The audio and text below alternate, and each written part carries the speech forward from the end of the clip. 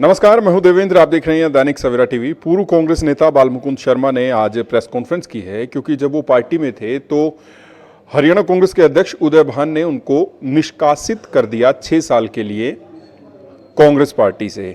इसको लेकर आज उन्होंने प्रेस कॉन्फ्रेंस की है। आइए उनसे बात करते हैं। बालमुकुंद जी, आज प्रेस कॉन्फ्रेंस की, नाराजगी थी?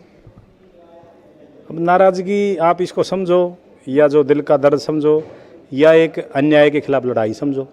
जो मैंने कही है वो सत्य है और सत्य की हमेशा जीत होती है। सत्य परेशान हो सकता है, पराजित नहीं होगा।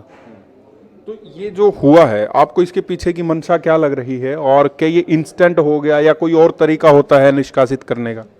नहीं, हाँ, तरीका तो ये बिल्कुल ही गलत है। ये तरीका होता ही नहीं। कांग्रेस पार्टी देखो, जंग आज़ादी की लड़ाई लड़ी है हमने अंग्रेज़ों के खिलाफ, तो अनुशासित हमारी पार्टी, कायदे कानून वाली पार्टी थी। ये तरीके कांग्रेस के कभी रहे नहीं। ये जो भी इनको लगता था, इनको लिख के मेरे को देना था, कारण बताओ नोटिस था, मैं उसका जवाब देता। वो जवाब अनुशासन समिति में जाता और अनुशासन समिति फैसला करती, और इसमें तब एक कॉपी राष्ट्रीय नेतृत्व को जाती है। कोई दुकान थोड़ी नहीं हमारी तो पार्टी है, वो राष्ट्रीय पार्टी है। इस राष्ट्रीय पार्टी में मैं आपको एक बात बताना चाहता हूँ, ये इन्होंने जिला प्रवक्ता नियुक्त किए थे पीछे, उस पर रोक लगा दी थी 1 घंटे के अंदर। ये एक जो बिल्कुल नीचे माइक्रो मैनेजमेंट कार्यकारिणी का सदस्य होता है ना, वो भी हाईकमान से अप्रूव होता है, ये नहीं निकाल सकते। तो ये आंतरिक लोकतंत्र को खतरा है कांग्रेस के? देखो, जो चीज़ें हमने रखी हैं, कल से पहले मैं ये बात बता सकता था। अब इनको खतरा है नहीं है, तो इनकी पार्टी होगी, मेरी तो रही नहीं, तो इस पर मैं विचार नहीं व्यक्त कर सकता। हाँ, जो कल से पहले की जो बातें हैं वो मैं बता दी आपको।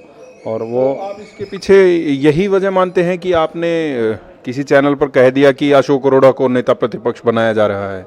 ये बहाना है। अच्छा। बात कुछ और थी, वो मैं पहले रिपीट कर चुका हूँ।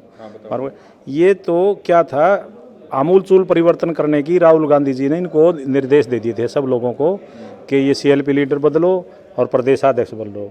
तो जो नीचे नीचे चल रही थी एक्सरसाइज भाई, जैसे पहले प्रदेश अध्यक्ष और 4 कार्यकारी अध्यक्ष थे, अब प्रदेश अध्यक्ष अशोक तंवर को बना करके 4 कार्यकारी अध्यक्ष बनाने थे। 4 में से 3 नाम सामने आगे थे। मेरा खुद का नाम है, आदित्य सुरजेवाला का है और चिरंजीवी राव का है। चौथा एक नाम वो इनकी तरफ से आना था, तो इन्होंने चीज़ों को पता लग के वो अपना नाम देने की बजाय मुझे बर्खास्त कर दिया भाई, क्योंकि इनको कमज़ोर कड़ी बावरिया और बालमुकुंद दिखाई दिए। बावरिया पर आरोप लगा दिया, मुझे बर्खास्त कर दिया। इतने बड़े हरियाणा में हार हुई है, नेतृत्व ये दे रहे हैं, 73 टिकट ये बांट रहे हैं, हुड्डा सरकार ये कह रहे हैं आने की, और बर्खास्त कर रहे हैं मुझे और गाली दे रहे हैं बावरिया जी को। आप एक बात समझो, ये पेपर देने वाला आदमी कभी अपने पेपर चेक करता है? हारे तो ये आर के कारण भी यही बताएंगे कि आप किसी प्रवक्ता पद पर नहीं थे, पार्टी के किसी पद पर नहीं थे। असलियत क्या थी? असलियत ये है कि मैं ही प्रवक्ता हूँ बस। अच्छा। बाकी फर्जी हैं सारे। अच्छा। उसका कारण है प्रैक्टिकल। मैंने ये डिबेट इसलिए रखी, कोई भ्रम की स्थिति ना हो, लोगों को पता लगना चाहिए। क्या अशोक तंवर पार्टी के अध्यक्ष थे, उन्होंने केंद्रीय हाईकमान से डिस्कस करके मुझे प्रवक्ता बनाया और उसके 15-20 दिन या महीने के बाद प्रचार प्रसार प्रकोष्ठ का चेयरमैन बनाया। उसके बाद वो शैलजा जी अध्यक्ष होगी।